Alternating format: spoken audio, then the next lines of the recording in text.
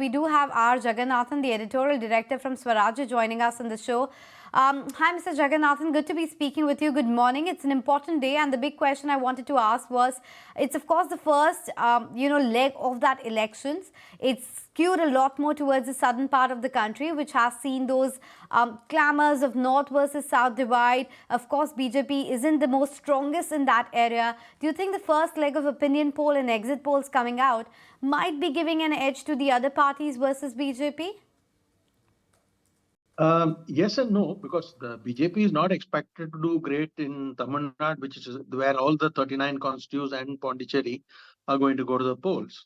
But so that will not skew the picture in the rest of the country. But what happens in, say, places like Western UP, where 8 seats go, and some parts of Rajasthan and Madhya Pradesh, and those kind of places, those if the early exit polls, which of course cannot be announced, but which parties will do anyway, that early trend will impact later phases, or at least because that's what the parties will claim.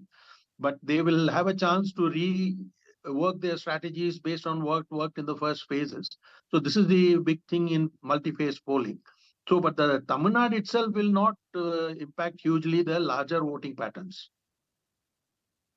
Right, Swaminathan Arya rejoining us. And Mr. Iyer, I'm going to, pose the same question to you that my colleague Anisha was talking about. Do you think that given that we're talking about this first leg of elections, which is, in the southern part, would that be skewed perhaps more towards the other party versus the BJP? And would that really come as any sort of a surprise? Can't hear clearly. Okay, unfortunately, I don't think Mr. Iyer is getting our audio. But Mr. Jagannathan, I just wanted to get in a sense from you as well, and just to talk a little bit about what the overall landscape as well indicates in terms of the BJP manifesto, for instance, with their focus on economic growth and the lesser privileged. How have you read into some of the key pointers that were led across, and what do you think was missing? I think the BJP actually took a very tough stance and did not go opt in for too many freebies, unlike the Congress, which is the challenger, of course, apart from the other regional parties. And I think they have taken a bold decision to rest on their performance, or whatever they think is their performance over the last 10 years. So this is actually good for the economy if people actually vote on the basis of what happened rather than what is being promised in future. So there are very few freebies, but I cannot say that the lure of easy money being promised by the Congress will not lure some voters in some parts of the country. But overall, I expect that the BJP manifesto and their track record over 10 years and their slow increase in coverage for targeted women and other things, those will probably help them. Mr. Jagannathan, what do you think is the main focus area of the citizens as well when they're going to vote today? A lot has been talked about how it's all about one person at the center. That's Prime Minister Modi, and not really to do with the candidates back home in your own constituency. Is it any different in the areas which is going to poll today, or it continues to be the same, that people are not voting for a party or a candidate? It's all about Prime Minister Modi right now.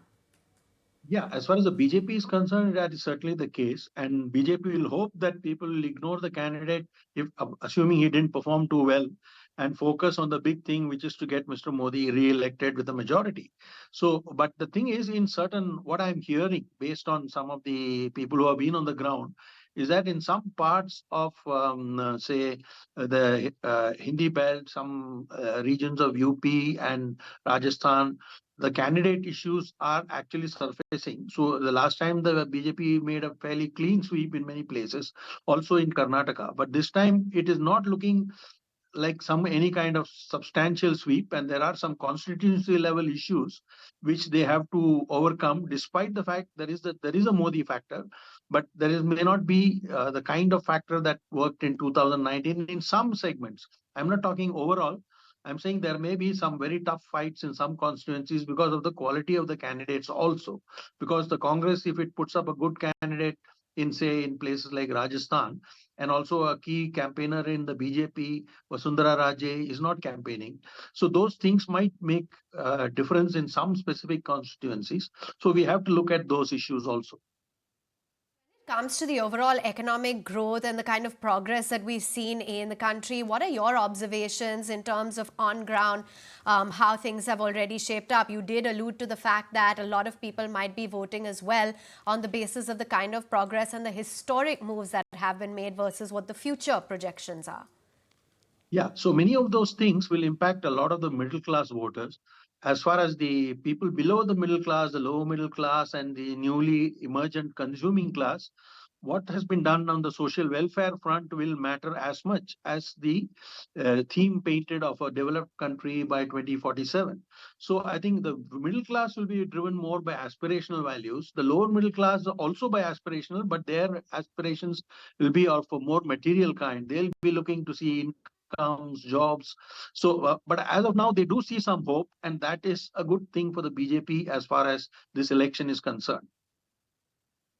So Jagannathan, this election has also been done a lot to woo the women voters, right? And that is one thing I think BJP again managed to do better than the Congress, especially in the Hindi belt of your UP, etc. With the new laws coming in.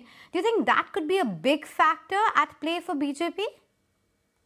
Yeah, see, the BJP has consistently over the last two elections and the assembly elections wooed women voters with specific micro level advantages, not necessarily cash.